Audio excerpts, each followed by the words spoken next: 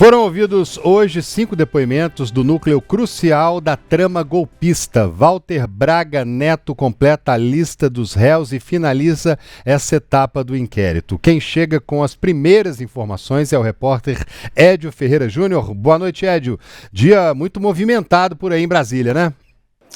Boa noite a vocês aí no estúdio, André, Siri, a quem nos acompanha no canal de O Tempo no YouTube. É isso, a gente está chegando aqui na reta final dos interrogatórios dos 8 réus denunciados pela Procuradoria-Geral da República de participação de um plano golpista para manter o ex-presidente Jair Bolsonaro no poder em 2022. Walter Braga Neto é o último depoente, é o único também a prestar esses esclarecimentos, não presencialmente. Ele está preso desde dezembro de 2024 numa base militar do Rio de Janeiro. Então todos os esclarecimentos têm sido feitos por meio de uma videoconferência que o ministro Alexandre de Moraes iniciou agora no início da noite. Então, durante o dia, a gente ouviu os depoimentos do ex-comandante da Marinha, Almir Garnier, do ex-ministro da Justiça, Anderson Torres, do ex-ministro do GSI, Augusto Heleno, do ex-presidente Jair Bolsonaro, do Paulo Sérgio Nogueira, que é ex-ministro da Defesa, e do ex-ministro da Casa Civil, Walter Braga Neto, que agora conclui aí essa série de interrogatórios. O dia foi um dia até tranquilo aqui, durante as sessões de interrogatório. O ex-presidente Jair Bolsonaro se mostrou bastante descontraído, tanto antes da sessão em que ele foi interrogado, quanto depois. Assim, circulou pelo plenário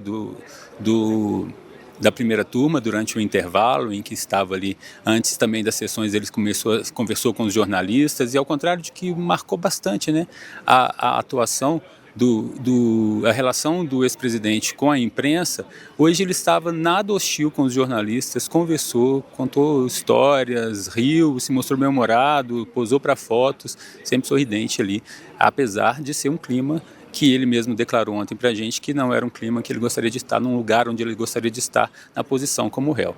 Então, Jair Bolsonaro, durante o depoimento, inclusive, com o ministro Alexandre de Moraes, fez algumas brincadeiras, tentou descontrair o clima ali, apesar de que inicialmente havia uma tensão entre os dois, que não se viam desde de junho de 2023, quando o ministro Alexandre de Moraes tomou posse como presidente do Tribunal Superior Eleitoral.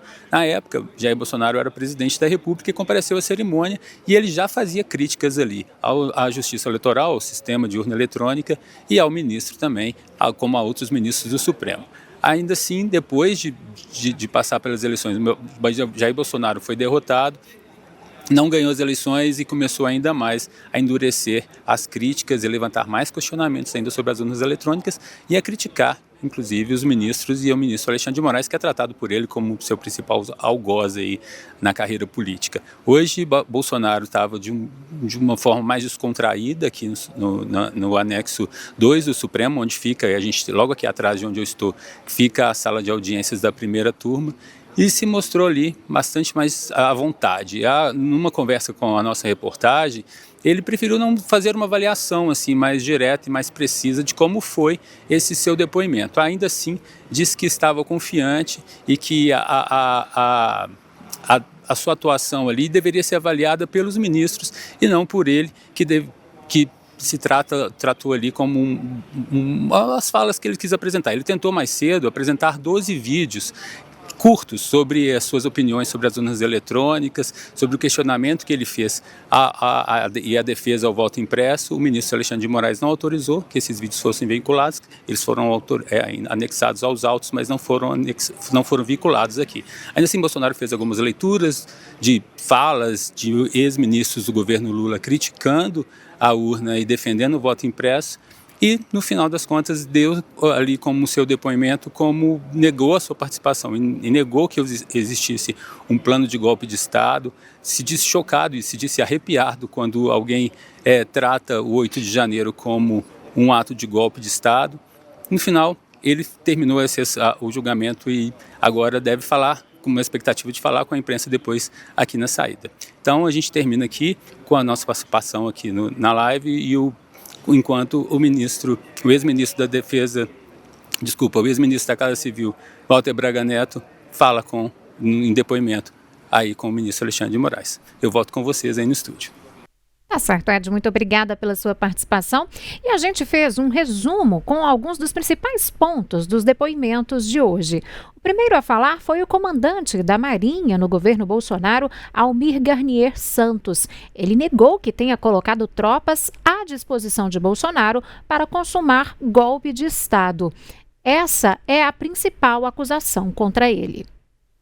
Bom, em primeiro lugar, e o número foi muito importante, porque eu estranhei de onde veio esse número.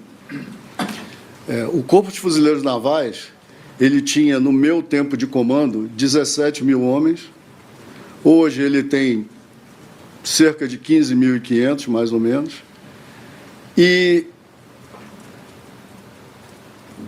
portanto, me chamou a atenção de onde vem 14 mil. E eu peguei o meu iPhone e digitei no Google quantos fuzileiros navais tem a Marinha do Brasil. E ele responde 14 mil. Então, acho que tem grandes equívocos aí. Eu não... Nesse contexto, aqui foi atribuído a minha fala. Eu nunca disponibilizei tropas para ações dessa natureza que a pergunta anterior se refere. É isso aí, né? Tá aí uma das falas dele, do ministro Garnier. E em relação a qualquer tipo de ordem de Bolsonaro, Garnier disse que a única preocupação do então presidente era com a segurança pública, né, Síria? Pois é, já o ex-ministro da Justiça e Segurança Pública, Anderson Torres, foi o segundo a prestar depoimento.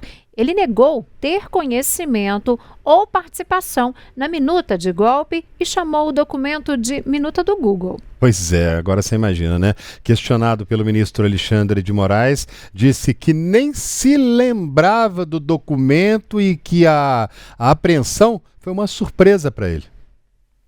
Por que então, Dr. Anderson, a minuta do golpe foi encontrada na sua casa? Na verdade, ministro, não é a minuta do golpe, né? Eu brinco que é a minuta do Google, né? Porque está no Google até hoje. Esse documento, ministro, foi entregue no meu gabinete, no Ministério da Justiça. Eu levava diariamente 2 pastas para minha residência, uma delas contendo a agenda do dia seguinte, eventuais minutas de discurso, coisas nesse sentido, e outra com documentos gerais que vinham no Ministério. Eu realmente nem me lembrava dessa minuta, fui ver isso quando foi apreendido pela Polícia Federal, foi uma surpresa.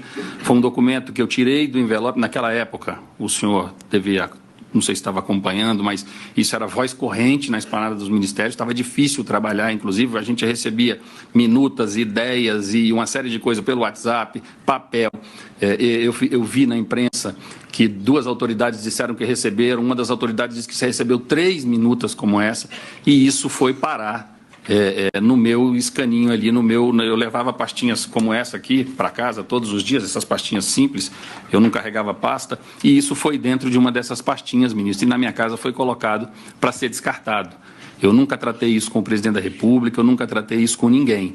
Isso veio até o meu gabinete no Ministério da Justiça, foi organizado pela minha assessoria, que isso veio num envelope dentro, foi parar na minha casa, mas eu nunca discuti esse assunto, eu nunca trouxe isso à tona, isso foi uma fatalidade que aconteceu, porque era já para ter sido destruída há muito tempo, eu nunca trabalhei isso.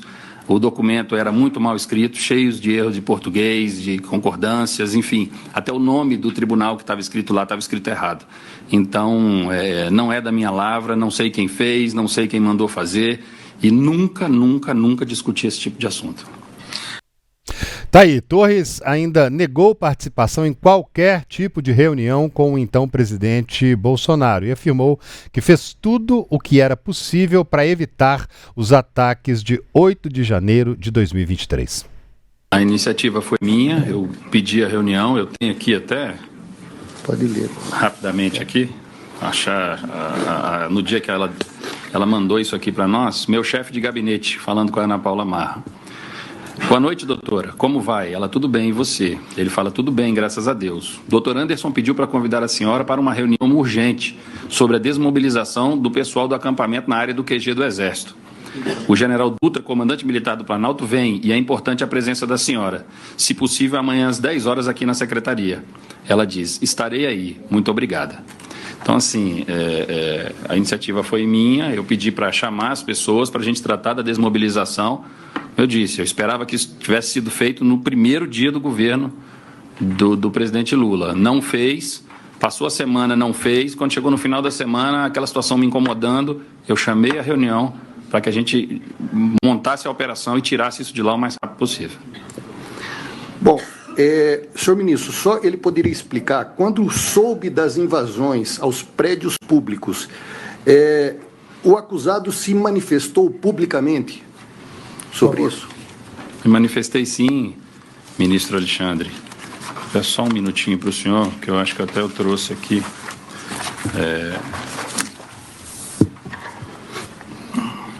No dia 8/1, às 15h26, eu coloquei cenas lamentáveis agora na esplanada dos ministérios. Determinei ao setor de operações da Secretaria do Distrito de Segurança Pública do Distrito Federal providências imediatas para o restabelecimento da ordem no centro de Brasília. Pois é, tá aí, o depoimento. É o que ele diz. Disse que fez tudo para evitar a confusão lá em Brasília, mas não conseguiu. Estava em Nova York com a família, mas a confusão acabou acontecendo. A responsabilidade, em grande parte, era dele. E você?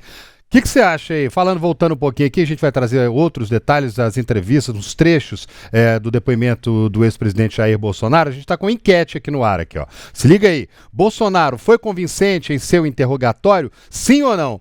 47% está dizendo que não acredita em tentativa de golpe, fez sim, fez tudo dentro da lei. Tá aqui a enquete, vai acompanhando com a gente aí que você vai ver direitinho. Participa, dá um like, ó, tem quase 200 pessoas acompanhando com a gente aqui, tem 16 likes só. Aproveita para dar um like aí, vão chegar em 1 milhão de inscritos aqui no Tempo News. Vamos lá, é isso aí, né, Síria? Pois é, André, e o ex-presidente Jair Bolsonaro disse hoje que a desconfiança das urnas não é apenas dele. E ele negou ação, contra a Constituição. Bolsonaro também citou documento de associação de peritos que aponta a vulnerabilidade das urnas.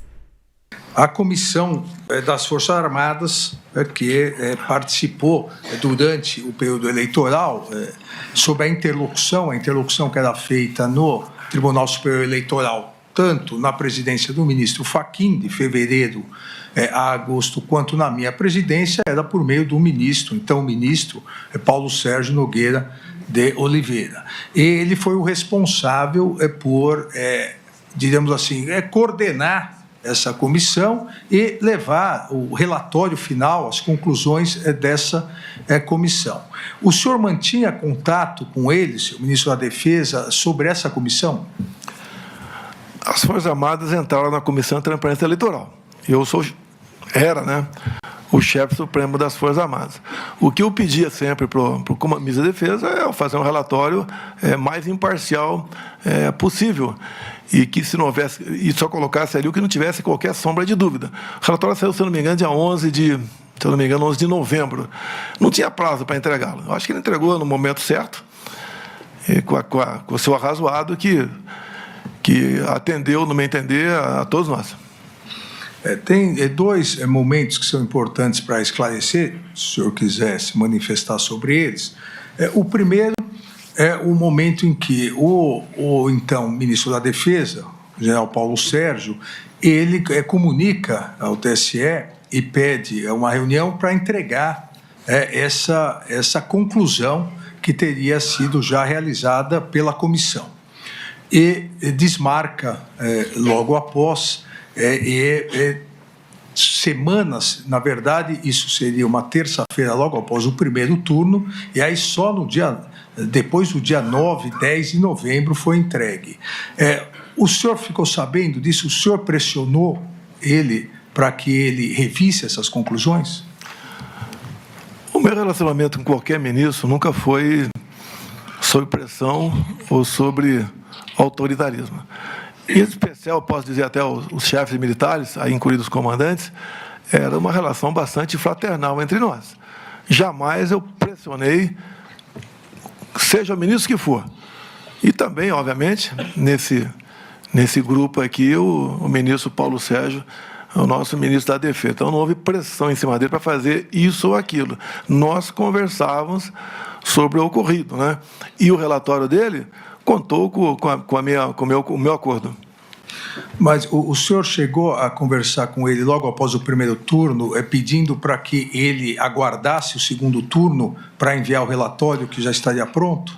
Não me lembro de ter agido dessa maneira, mas devia ter uma norma. Se tivesse que apresentar logo ao primeiro turno, escrito em algum lugar, ele teria apresentado. Eu acho que não existia isso lá no documento que criou a Comissão de Transparência Eleitoral. E a segunda questão importante a esclarecer sobre esse tópico, após a apresentação do relatório, das conclusões da Comissão das Forças Armadas, o Tribunal Superior Eleitoral emitiu uma nota em relação a essas conclusões. E houve uma espécie de réplica do Ministério da Defesa, dizendo que, apesar de ter entregue aquele relatório que não apontava nenhuma fraude, nenhuma vulnerabilidade, não poderia dizer que isso não poderia vir a ocorrer. O senhor chegou a conversar com o então ministro da Defesa para que ele soltasse essa nota? Eu tomei conhecimento disso, teve minha aquiescência. Agora, como diz aqui no relatório aqui da Associação Nacional de Peritos Criminais, né? Todo o sistema eletrônico possui vulnerabilidades. O que não é vulnerável hoje pode ser amanhã. Então passou a ser uma preocupação nossa, porque estavam inseridos dentro do processo eleitoral via a comissão criada pelo ministro Barroso.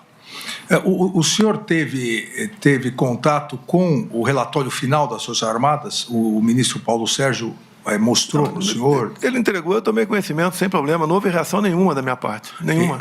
E o senhor acreditou no relatório das Forças Armadas?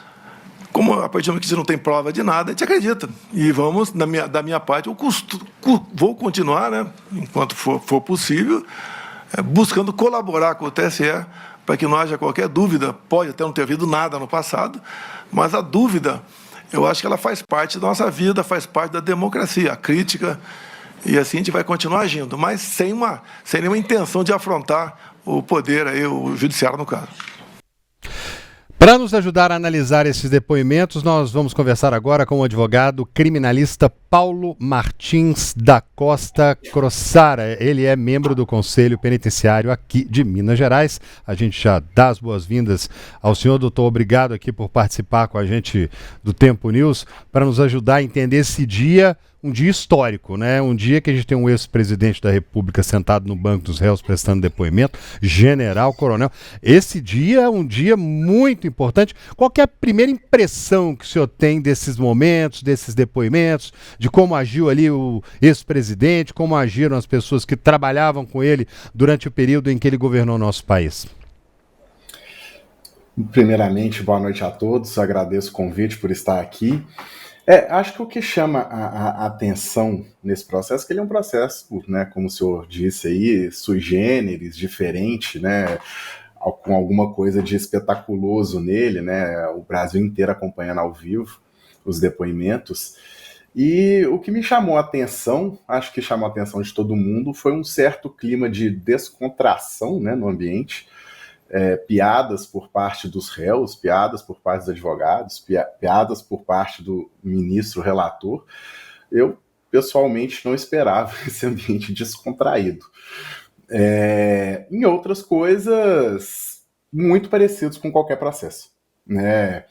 O Bolsonaro, né, o ex-presidente Bolsonaro, é um político, e, né, eu já tive muita atuação em processos com políticos, e eles tendem, né, aí no interrogatório, tirar o foco um pouco da conduta imputada e falar do mandato, de tudo que fez, né? Então, nesse aspecto ali, o que o Bolsonaro fez não é tão diferente do que tantos membros aí do executivo, prefeitos, governadores, quando são acusados, fazem, né, interrogatórios, né? Eles tendem assim a elevar o que eles fizeram de bem no mandato e desviar um pouco do foco, né? E aí também tem o destaque, né, vamos colocar entre aspas aí, as escorregadas aí em alguns momentos do interrogatório, que parece que os réus quase que em alguns momentos confessam ali, né? Fica uma coisa meio estranha, assim, não houve a possibilidade do golpe, que, na minha visão, mais prejudica eles do que ajuda. Faltou clima, como disse o general Heleno, né? Ele perguntado se haveria um golpe ou não, ele falou faltou clima ali, né? Agora, Ciro, durante o depoimento, Bolsonaro teve que até pedir desculpa, teve uma coisa que aconteceu ali, né? Pois é, exatamente. A gente vai pedir o Paulo para continuar conosco, porque a gente vai ouvir essa parte, né? Porque durante o depoimento ele chegou a pedir desculpas ao ministro Alexandre de Moraes, né? E disse também não ter nenhum indício aí de denúncia contra o ministro do STF. Vamos acompanhar esse momento. Eu leio um outro trecho aqui, com 1h, 13 minutos e 59 segundos da reunião, onde o senhor disse, entre aspas, pessoal, perder uma eleição não tem problema nenhum. Nós não podemos perder a democracia numa eleição fraudada. Olha o Fachin, o cara não tem limite. E não vou falar que o Fachin está levando 30 milhões de dólares. Não vou falar isso aí. O que o Barroso está levando, 30 milhões de dólares. Não vou falar isso aí. Que o Alexandre de Moraes está levando 50 milhões de dólares. Não vou falar isso aí. Não vou levar para esse lado. Não tenho prova, mas algo esquisito está acontecendo. Esse cidadão que está aqui é um marxista, advogado do MST. O Alexandre de Moraes, vocês sabem qual é a vida pregressa dele. O Barroso, vocês também sabem. Quais eram os indícios que o senhor tinha que nós estaríamos levando 50 milhões, 30 milhões de dólares? Não tem indício nenhum, senhor ministro. Tanto é que era uma reunião para não ser gravada, um desabafo, uma retórica que eu usei. Se fosse outros 3 ocupando, teria falado a mesma coisa. Então, me desculpem, não tinha essa intenção de acusar de qualquer desvio de conduta dos senhores 3. Bom, e o Paulo Martins continua conosco, advogado criminalista. Paulo, qual que é a sua análise dessa fala do ex-presidente Jair Bolsonaro, quando ele pede desculpas, portanto, aí ao ministro, hein? Eu acho que o ministro Alexandre de Moraes, nesse ponto, ele conseguiu exatamente o que ele queria do Bolsonaro. Né? Como eu falei antes, o Bolsonaro ele tendeu a falar muito, né, do mandato dele, da vida, né, política dele, tirando um pouco o foco. E hoje em dia, querendo ou não, a gente não pode esquecer que, como está sendo televisionado, tem os cortes, né, os famosos cortes para as redes sociais. E esse pedido, né, como está sendo feito agora, né, é um corte que está viralizando, e isso esvazia um pouco, né, a defesa do Bolsonaro, uma vez que ele admite que parte ali da retórica da acusação, né, as diversas acusações, que ele falava que a fraude estava no TSE, que os ministros recebiam dinheiro, né, que isso tudo faz parte de um grande contexto, né, que a acusação, né, a Procuradoria-Geral da República, para imputar essa tentativa de golpe, ela vai lá atrás, né? Então ela pega diversas falas ao longo do tempo, então é um grande contexto fático para criminalizar essa tentativa de golpe. E a partir do momento ali que ele pede desculpa e fala que não, era para ser privado, era um desabafo, eu realmente não tenho provas disso, eu acho que, principalmente perante a população, ele perde muito o Bolsonaro e o Alexandre de Moraes ganha muito nesse ponto aí do interrogatório. Paulo, queria saber do senhor, queria uma avaliação do senhor, na verdade, da estratégia que a gente observou principalmente hoje, né? A gente viu os réus ali tentando minimizar documentos que foram encontrados ali no momento de recolhimento de provas da investigação da Polícia Federal, tentaram minimizar também o teor das conversas, o teor das reuniões, tentando mostrar que o objetivo não era tentar dar um golpe de Estado, enfim.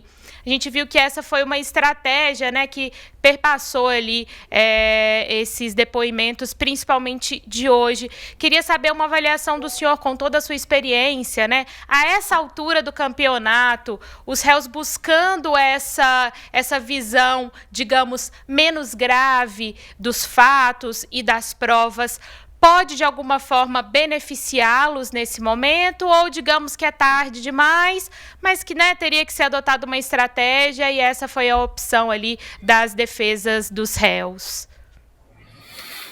Essa parte de tentar minimizar, acho que a gente tem que ligar ao que foi falado pelos advogados quando teve aquele julgamento do recebimento da denúncia.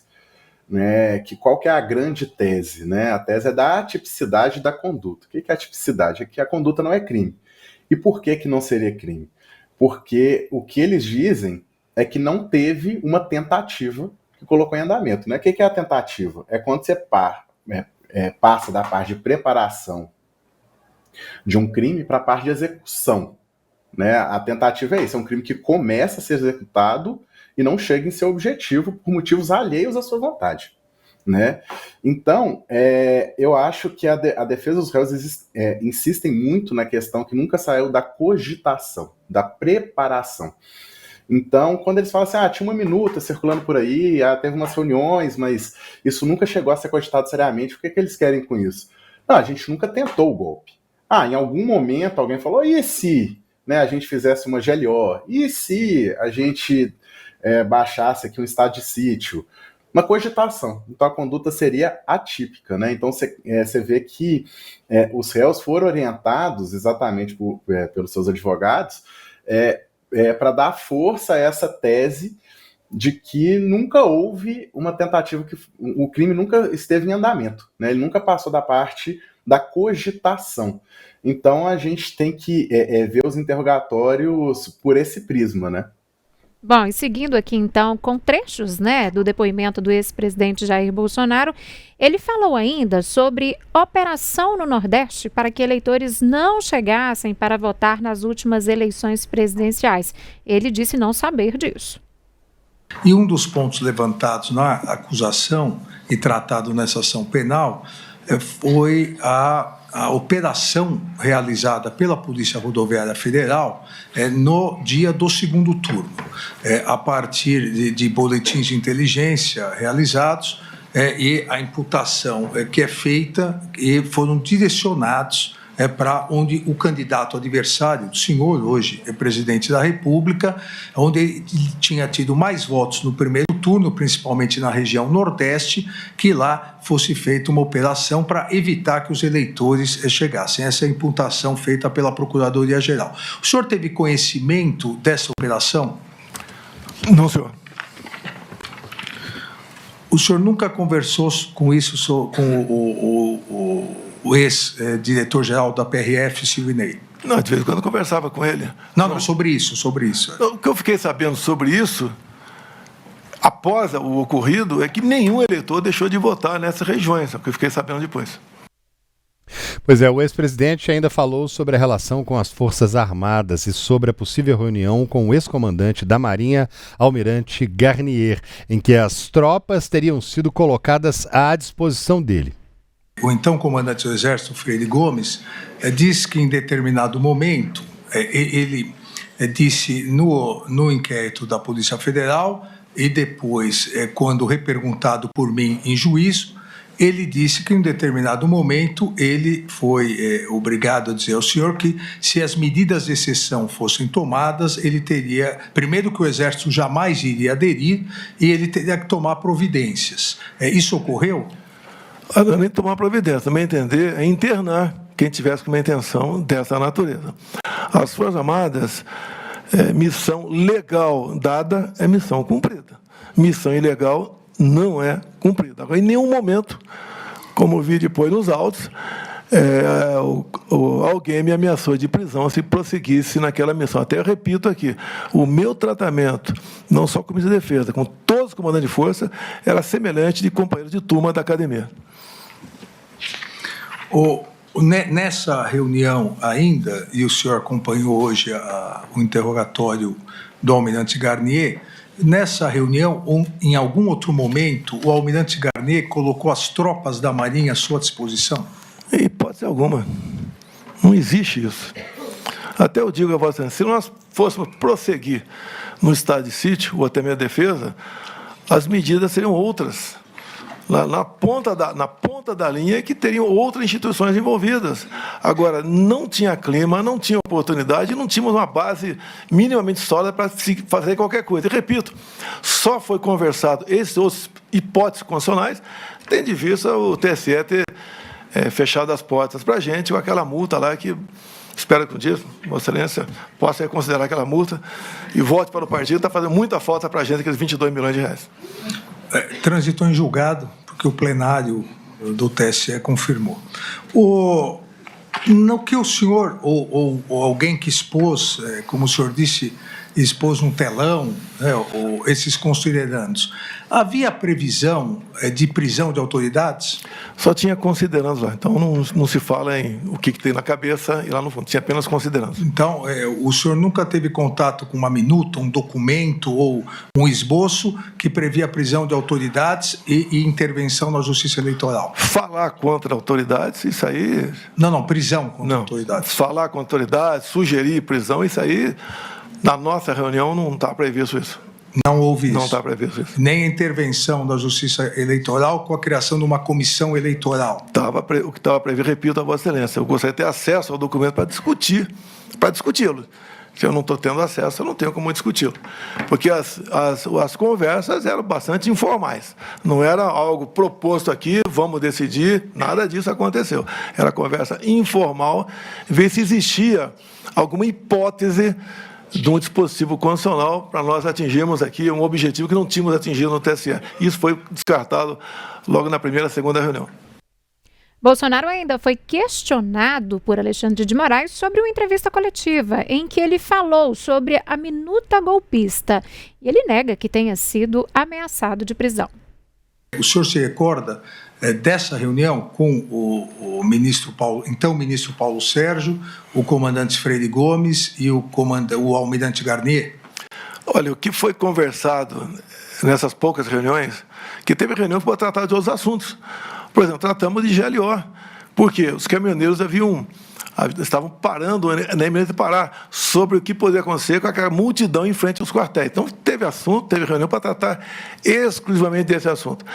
Conforme falou o Freire Gomes, talvez tenha sido nessa reunião, nós estudamos possibilidades outras dentro da Constituição.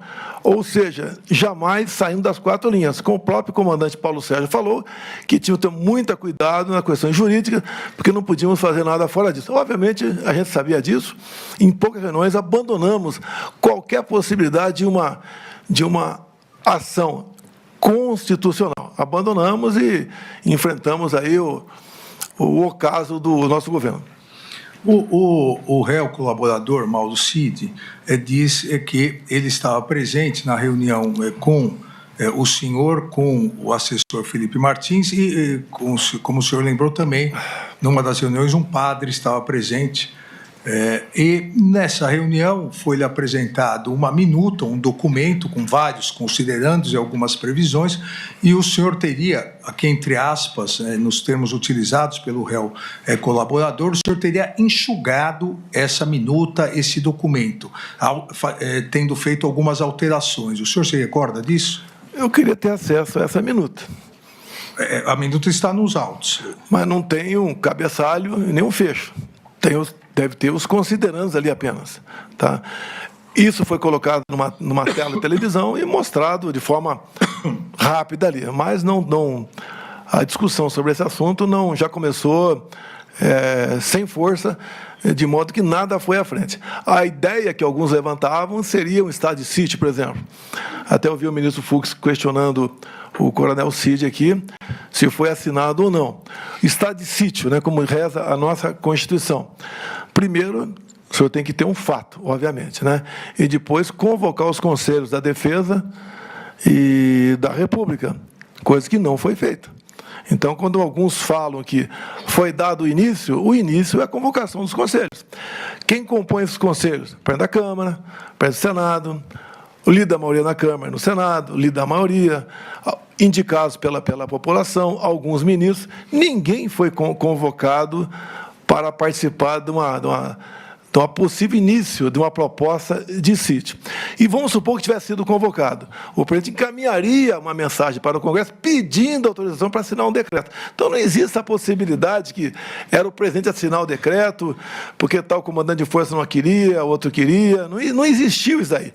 O que existiu na prática foi, como nós fomos impedidos de recorrer ao TSE com preocupação de uma penalidade mais alta do que ocorrida aquela de, se não me engano, 23 de novembro, nós buscamos alguma alternativa na Constituição e achamos que não procedia e foi encerrado. Agora, em função disso, apesar dessas reuniões, a não ser essa do dia 7, talvez aqui, todas as demais serem reservadas, eu, Ministro da Defesa e 2 ou 3 comandantes, as ilações, o que estava tratando tratar lá dentro, corria solto. Então, a gente lamenta as ilações, mas em nenhum momento eu, Ministro da Defesa ou os comandantes de força, sequer pensamos em fazer algo ao arrepio da lei ou arrepio da nossa Constituição. Mas eu entendi a sua resposta, mas eu gostaria de saber, até porque no dia 26 de março, agora, desse ano, em 2025, após o recebimento da denúncia do Núcleo 1, inclusive contra o senhor deu uma entrevista coletiva, e na entrevista coletiva o senhor disse que teve acesso a essa minuta, a esse documento, que leu essa minuta, esse documento. Então, eu gostaria, se for possível, desse esclarecimento.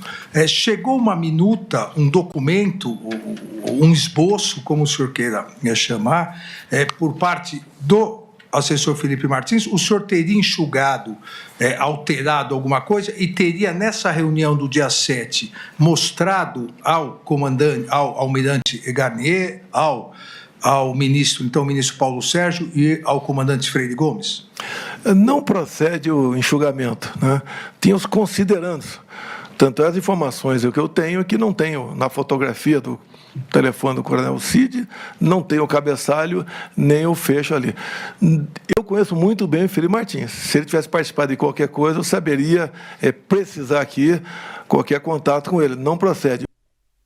Bom, chamando aqui o Paulo Martins, advogado criminalista, para a nossa conversa, nós ouvimos aí alguns trechos, né, do depoimento do ex-presidente Jair Bolsonaro hoje ao ministro do STF, Alexandre de Moraes.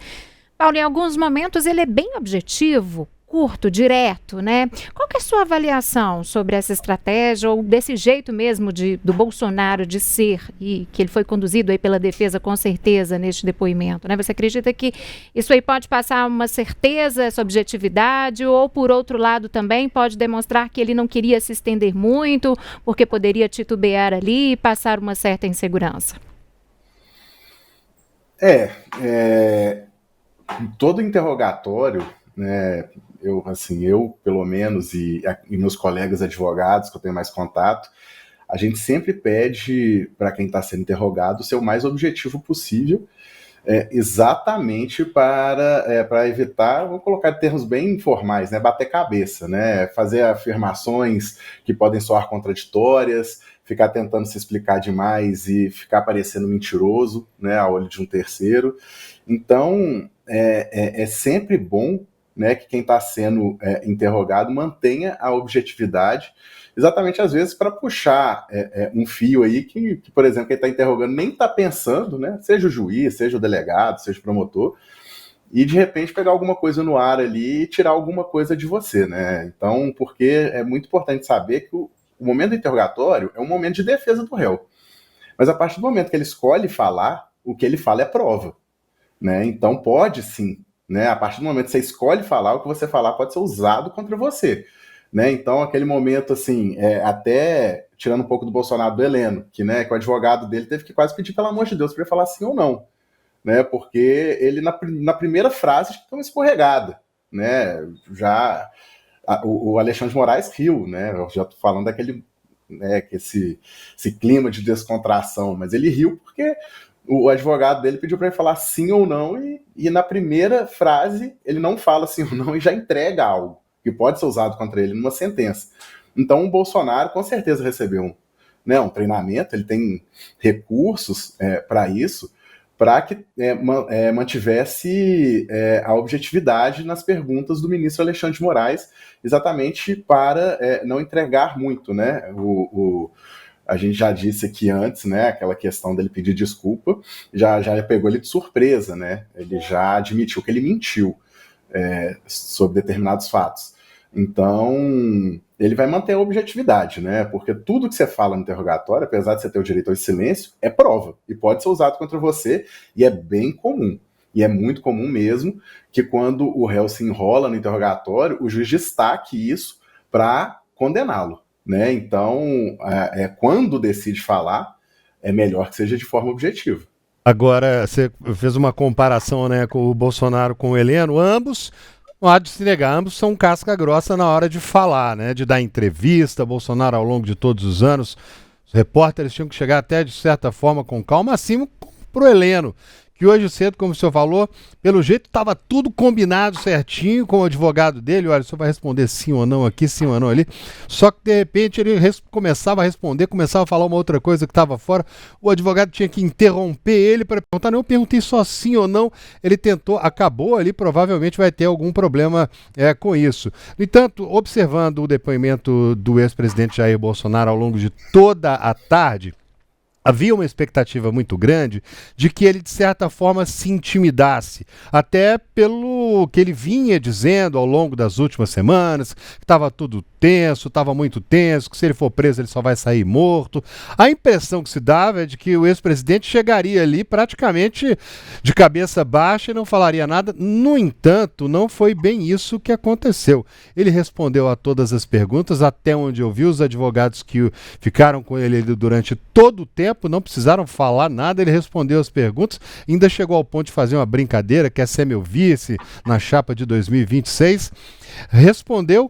E se ouviu em algum momento ali alguma coisa que possa incriminá-lo, assim, que ele possa ter ali pisado no buraco, vamos dizer assim? Olha, isso, eu acho que o tempo todo o Bolsonaro ele joga com essa zona cinzenta, né? Que tem crimes que não tem muita zona cinzenta. Homicídio, né? Você atirou no cara e matou ou não, né? Assim, agora, esse crime do golpe de Estado tem uma grande discussão, que é uma tentativa de, né? Igual a gente já destacou aqui antes, quando começa a tentativa, se começou a tentativa, se teve crime, não teve crime. Então, a todo momento, o Bolsonaro entrou em zonas cinzentas muito perigosas, né? E aí você entra na subjetividade muitas vezes quem está julgando, né? Igual como eu falei antes, o que você fala é prova. Então, se ele fala assim, eu tinha conhecimento desse documento golpista, né? Mas eu só vi os considerandos. Aí o juiz pode falar, mas é crível, né, que o presidente foi apresentado, ficou ali só nos considerandos? Né? Tem provas, né? Porque o que a gente tem que ver é que o interrogatório é o último momento do processo, né? Já tem todo o inquérito, temos a delação do Cid, temos perícias, temos as testemunhas de acusação que foram ouvidas. Então, assim, o que o réu fala é bem comum que ele seja usado, seja até meio que descartado. Fala, olha, o réu pode mentir, né? O réu pode, lógico que ele vai falar a melhor versão para ele, é lógico que ele vai mentir, né? Porque tem essa questão, o direito à mentira é uma faca de dois gumes, né? Porque ao mesmo tempo que você não pode ser preso por falso testemunho, é comum que isso seja descartado, porque você pode mentir, então ninguém leva muito a sério, né? Leva mais a sério que as testemunhas falaram e tudo. Então o Bolsonaro, ele fica ali, aconteceu isso, mas não foi bem assim, aconteceu isso, mas não foi bem assim, aconteceu isso, mas aquela testemunha distorceu um pouco. E na hora de julgar, né, o juiz tem todo o poder de falar, não, a testemunha falou isso e vale muito mais do que você falou, porque você tem direito a mentir, é óbvio que você vai negar, né? É óbvio que você não vai admitir que, de fato, você viu lá que o Alexandre de Moraes podia ser preso, né? Mas você admitiu até aqui, não, beleza, mas tem a testemunha lá que falou que você viu, né? Então, assim, a gente tem que ter na cabeça que o que eles estão falando ali, né, não vai ser levado a ferro e fogo, muito pelo contrário, né? A posição do réu, de todos, é de uma extrema desconfiança do que ele fala, né? O réu só é levado a sério quando vira delator. Até então, uma posição de desconfiança. Então, é bem provável que apesar dele achar que eu fui bem, eu não admiti nada e tudo, muitas coisas que ele fale sejam usadas como meias verdades e sejam complementadas por outras provas, exatamente para fundamentar a acusação dele, né? Eu pessoalmente, eu acho que o réu sempre sai perdendo em falar no interrogatório, né? Ao contrário senso, todo mundo acha que tem que falar, que tem que se defender. Eu, como advogado, acho que é uma péssima ideia você falar, porque normalmente eles usam só as partes que você escorregou para te condenar e o resto é desconsiderado, né? Quando você vai bem, isso não aparece na sentença, né? Então, eu entendo, né, que é um processo transmitido, os réus não querem parecer fracos e tal, e tal, e tal, mas esse negócio de falar demais, eu não sei não, acho que eles podem ter achado que foram bem e no final tomar uma invertida aí da primeira turma do Supremo. Agora, Paulo, hoje então finalizaram os depoimentos do chamado Núcleo 1, núcleo crucial dessa trama golpista, né? O que vem pela frente? Quais são os próximos passos agora?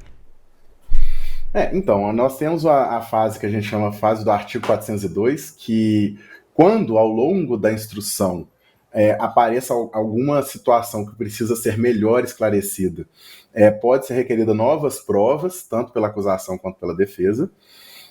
Aí, vencida essa parte, se pede diligências e elas são cumpridas, ou se pede diligências e elas são indeferidas, né? Porque o juiz também tem o poder de indeferir essas diligências consideradas necessárias. Aí nós vamos para a parte das alegações finais, apresentação de alegações finais. Primeiramente, o Ministério Público, na figura aí do Procurador-Geral da República. Posteriormente, o réu delator, né, porque o réu delator agora ele é considerado parte da acusação, e a acusação sempre fala primeiro no processo criminal. Então, Ministério Público, réu delator, depois as defesas. Encerrada a parte de alegações finais, é designado o julgamento, né, aí sim o julgamento de fato, né, porque antes que a gente teve foi o recebimento da denúncia, né, agora é o julgamento para se ou condenar ou absolver, né? Lembrando que cada pessoa tem um julgamento, vamos dizer, entre aspas, separado, né? O julgamento é conjunto, mas cada réu é analisado separadamente, né? Então pode ter réus que sejam condenados, pode ter réus que são absolvidos, pode ter réus que são condenados por um crime, absolvidos por outro, enfim, isso aí quem vai definir é a primeira turma do STF, e vai ter, obviamente, novamente as sustentações orais dos advogados, né? Como a gente viu no julgamento anterior. Agora, esse processo todo, até a condenação, como você bem disse, pode demorar quanto tempo ainda? Olha, não havendo, né, essas diligências do artigo 402, que pode ser, sei lá, determinada uma perícia, que pode demorar, se formos direto para a parte das alegações finais, eu acredito que no máximo 1 mês, 2 meses esteja acontecendo esse julgamento, né? Porque certo. O prazo normalmente é de 10 dias, né? Uhum. O juiz, pode arbitrar mais, se ele julgar, o caso aqui é muito complexo, os autos são extensos, então vou dar 20 dias para as partes. Mas normalmente é de 10 dias, então acredito aí que até setembro deve designar o julgamento. Certo.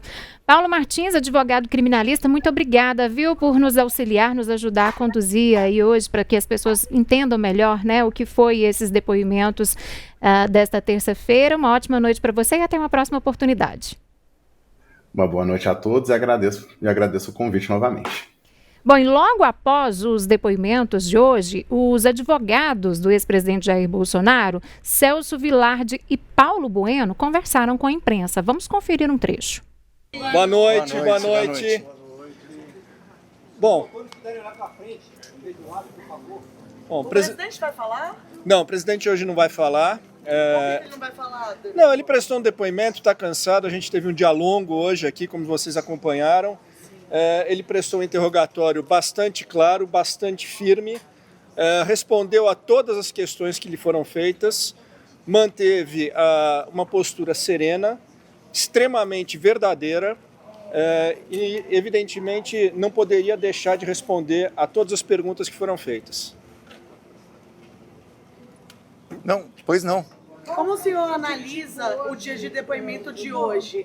O senhor acha que foi crucial para demonstrar que não teve essa trama do golpe de Estado? Eu acho que ficou absolutamente claro que não teve golpe e pelas próprias perguntas feitas se nota que a grande maioria dos questionamentos se refere à live, à reunião de ministros e à reunião com os embaixadores. Sobre o tema propriamente dito, é impossível se cogitar na prática de um crime de tentativa armada de golpe de Estado porque alguém, em algum momento, analisou uma sugestão de medidas previstas na Constituição. O fato é que essas medidas foram rechaçadas pelo presidente, como ele explicou.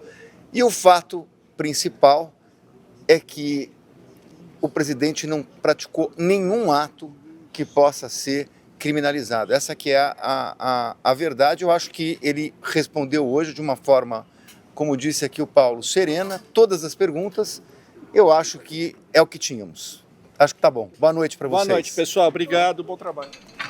Aí, portanto, a fala, né, dos advogados de Bolsonaro após os depoimentos de hoje. E o ex-presidente Jair Bolsonaro já se pronunciou pelas redes sociais, no X, antigo Twitter. Olha só o que ele disse. Hoje compareci ao Supremo Tribunal Federal com a mesma postura que sempre mantive durante toda a minha vida pública, de cabeça erguida, com a consciência tranquila e o espírito sereno de quem sabe que é inocente e que jamais traiu os valores da pátria. Não invoquei silêncio, não busquei subterfúgios. Respondi a cada pergunta com transparência e convicção. Quem tem a verdade como companheira não teme ser questionado e jamais se curva diante da injustiça. E segue Bolsonaro dizendo, né, durante o meu governo, com fé em Deus e compromisso com o Brasil, enfrentamos crises, desmontamos narrativas, combatemos a corrupção, cortamos privilégios e fizemos muito pelo nosso país. Reduzimos a dívida pública, cortamos impostos, investimos em infraestrutura, modernizamos o Estado e protegemos as liberdades individuais e econômicas. Tudo com base na Constituição, sempre respeitando a vontade soberana do povo brasileiro. O que vivi e o que ainda vivo não é apenas um capítulo da minha vida, é parte de uma luta maior. A luta de milhões de brasileiros por um país mais livre, mais justo e mais forte, sem censura nem perseguição. Segue aí o texto do ex-presidente no X. A verdade não teme o tempo, nem os tribunais. Ela é como o sol, pode ser ofuscada por nuvens, mas jamais apagada. Como diz a Escritura Sagrada, em João, capítulo 8, versículo 32, e conhecereis a verdade, e a verdade vos libertará. A história julgará cada um de nós. Que ela me encontre como sempre estive, fiel à verdade, ao nosso Deus e ao povo brasileiro.